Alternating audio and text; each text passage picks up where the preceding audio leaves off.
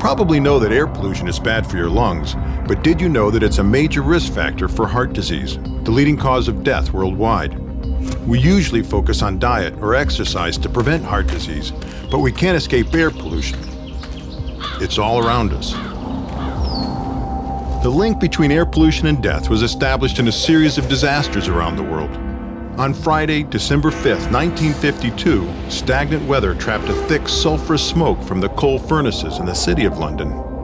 Children and elders died at a particularly alarming rate. All told, 12,000 people died, half as many that died from aerial bombings in London during World War II. Air pollution has declined since then, but it still accounts for about 8% of all deaths in London. Air pollution isn't made up of one thing, it's a cocktail of toxic gases and particles. These minuscule particles are comprised of a complex mixture of carcinogens, sulfates, nitrates, elemental carbon, and toxic metals like lead and arsenic. It's hard to imagine the size of these particles. It helps to compare it with the width of a human hair or a grain of sand. The size of a particle has a big impact on its toxicity. Small particles, like those smaller than 2.5 microns, penetrate deep into the lungs and set off a cascade of systemic inflammation. Each of these particles is invisible, but collectively they create a dense, visible smog that is deadly.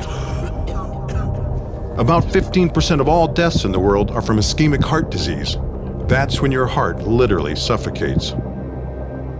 Let's look at how the different levels of PM2.5, measured as micrograms of particles per cubic meter, are linked with heart disease in 3 cities.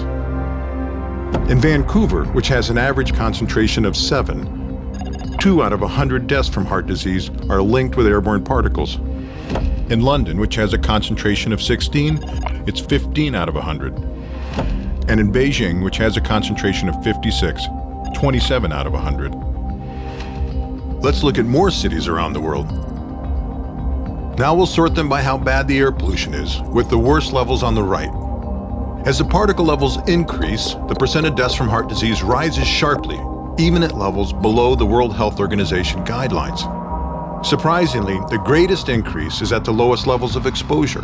There is no evidence of a threshold or safe level of particles. No matter where you live, reducing the level of particles would reduce the number of people dying from heart disease. If we decrease particles around the world to levels found in Vancouver, we could prevent 3 million excess deaths every year.